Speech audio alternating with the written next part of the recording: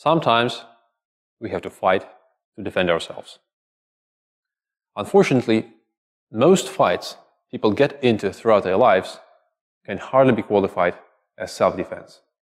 And due to the many public misconceptions about the issue, like, as long as he attacked me first, any damage I cause him is justified, people often use force thinking they are in a self-defense situation, while in fact they are not.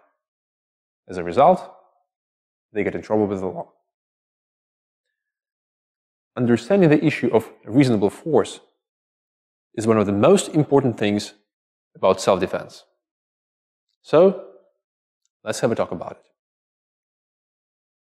What does the law generally require for self-defense actions to be justified? There are several simple principles. In most cases, when faced with a threat of violent confrontation, you have an obligation to retreat. What does it mean? It means that if you're challenged for a fight in a bar, in college, in school, or by a guy from the neighborhood, you should not pick up the challenge.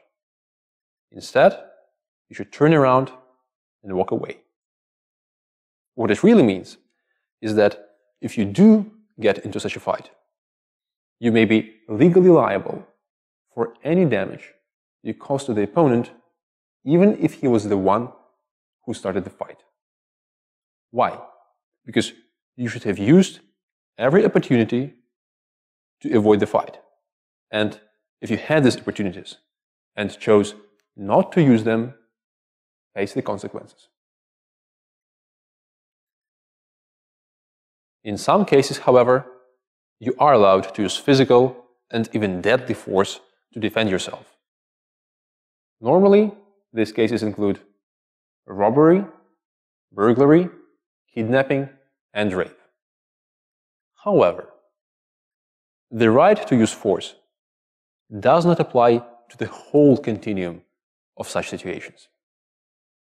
You are only allowed to use force as long as there is an imminent threat to your life and health. The moment the imminent threat disappears, you are no longer allowed to use force on your opponent. So, if your opponent, who attacked you a second ago, has been tackled and restrained, or is surrendering or fleeing, you are no longer allowed to use physical force on him beyond imposing physical restraint. In practice, we would advise you the following.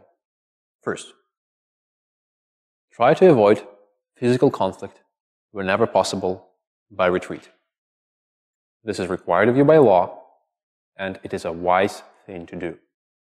A fight avoided is a fight won. We fully share this view.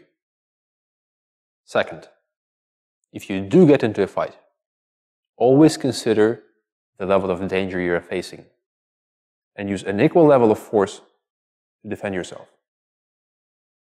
If faced with an unarmed attacker, do not damage him too much.